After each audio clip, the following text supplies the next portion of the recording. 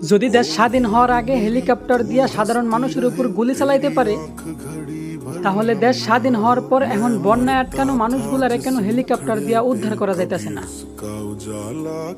যদি নিজের সামর্থ্য থাকে কাউরে উপকার করার, তাইলে এখন কেন সাহায্যের হাত বাড়া দিতেছেন না? আমি দেশের নাগরিক হিসাবে দেশের দায়িত্ববানদেরকে বলতে চাই, বিল্ডিং এর উপরতলা সাজানোর আগে তার ভিত্তি আগে ঠিক করেন ভাই। পরিস্থিতি অনুযায়ী আবেগেই না হয় দুই একটা কথা বলি। আমরা সাধারণ মানুষের জন্য অত দামি ম্যাটেরিয়ালের দরকার নেই। আমরা রিক্সা অথবা লোকাল বাসে চললে অভ্যস্ত ভাই। আমরা তো পদ্মা নদী লঞ্চ আর ফেরি দিয়েও পার হয়েছিলাম। তো পদ্মা পার হওয়ার মতো মানুষগুলারে যদি বন্যায় ভাসায় নেওয়া যায়, তাহলে দেশে পদ্মা সেতুর তো আর কোনো দরকার নেই। যদি সত্যি এই দেশ আর দেশের সাধারণ মানুষের জন্য কিছু করতে চান, তাহলে দেশের শেষ সীমান্তগুলোতে শক্ত করে বাঁধ তৈরি করেন, যাতে কেউ ইচ্ছা করলেই তাদের ঢলকানো পানিগুলো আমাদের দিকে ছুঁড়ে মারতে না পারে।